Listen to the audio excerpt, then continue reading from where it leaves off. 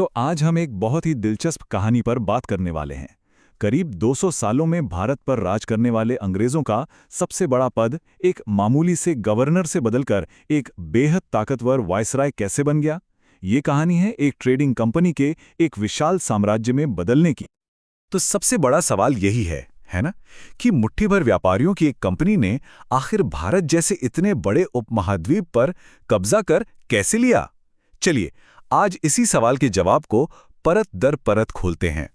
तो हमारी कहानी का रोड मैप कुछ ऐसा दिखता है। देखिए कैसे गवर्नर, फिर गवर्नर जनरल और फिर वाइसराय, ये सिर्फ बदले हुए नाम नहीं थे, बल्कि ये भारत पर ब्रिटिश पकड़ के लगातार मजबूत होने की कहानी बताते हैं। तो चलिए कहानी शुरू करते हैं ईस्ट इंडिया कंपनी से। एक कंपनी जो आई तो थी मसाले और कपड़े का व्यापार करने, लेकिन फिर एक जंग हुई और उस एक जंग ने सब कुछ बदल कर रख दिया।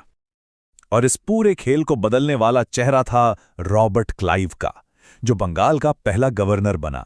1757 की प्लासी की लड़ाई में जीत के बाद क्लाइव ने कंपनी को सिर्फ व्यापारी से भारत का शासक बना दिया।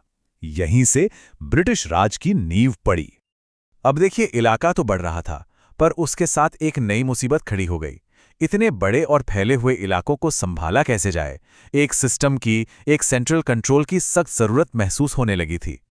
तो इस प्रॉब्लम का हल निकालने के लिए ब्रिटिश सरकार मैदान में उतरी और 1773 में रेगुलेटिंग एक्ट पास किया। यह पहली बार था जब ब्रिटिश सरकार ने कंपनी के कामकाज में सीधे तौर पर दखल दिया। इस एक्ट ने बंगाल के गवर्नर को गवर्नर जनरल बना दिया और बॉम्बे और मद्रास को भी उसके अंडर कर दिया। मतलब पावर को एक जगह इकट्ठा कर दिया गया।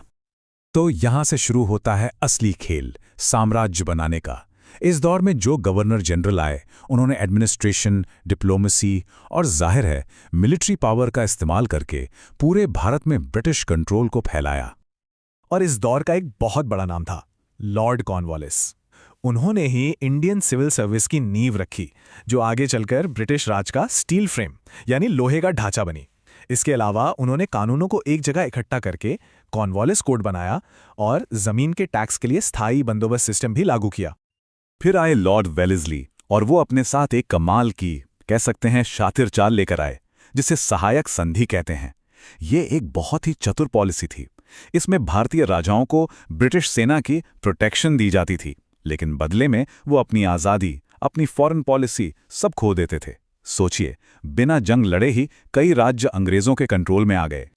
तो धीरे धीरे करके ब्रिटिश प्रभाव इतना फैल चुका था कि 1833 में चार्टर एक्ट के जरिए पद का नाम ही बदल दिया गया।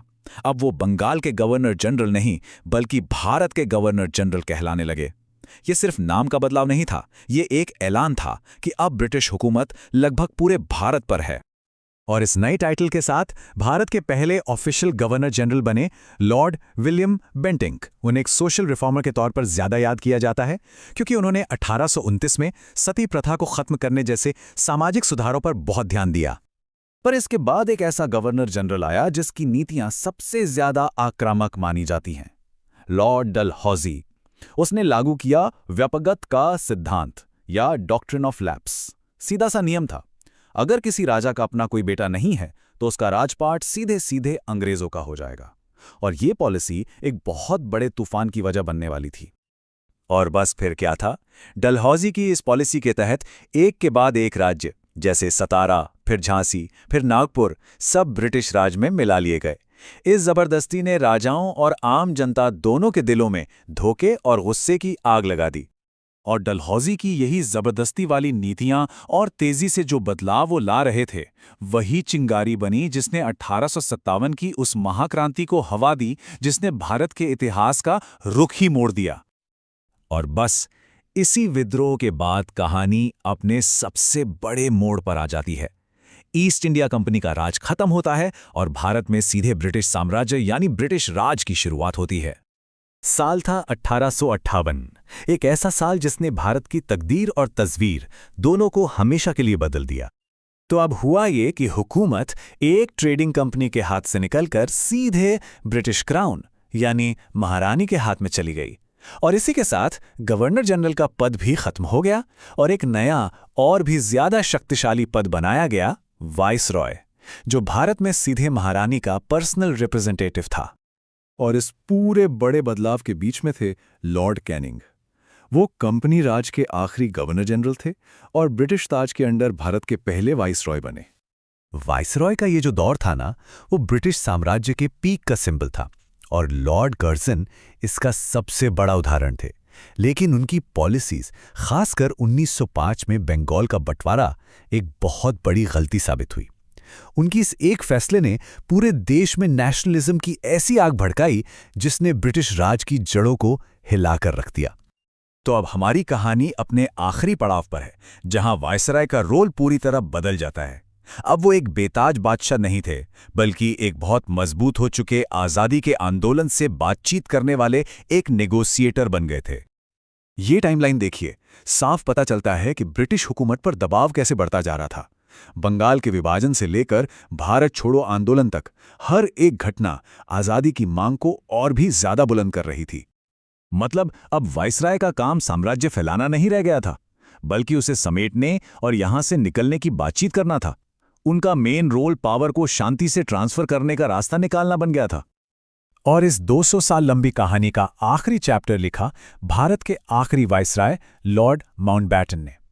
1947 में उन्होंने पावर ट्रांसफर तो करवाया, लेकिन साथ ही भारत के दर्दनाक बंटवारे को भी अंजाम दिया, जिसने ब्रिटिश राज के अंत पर एक बहुत गहरी और दुखद छाप छोड़ी। तो ये पूरी कहानी हमें एक बहुत बड़े सवाल के साथ छोड़ जाती है। इन गवर्नरों, गवर्नर जनरलों और वाइसरायों को आखिर किस तरह याद किया जाए? क्या वो मॉडर्न इंडिया के आर्किटेक्ट थे, बहुत काबिल एडमिनिस्ट्रेटर थे, या फिर वो सिर्फ एक साम्राज्यवादी ताकत के कब्जेदार थे? शायद इसका जवाब इन तीनों के बीच में ही कहीं छिपा है।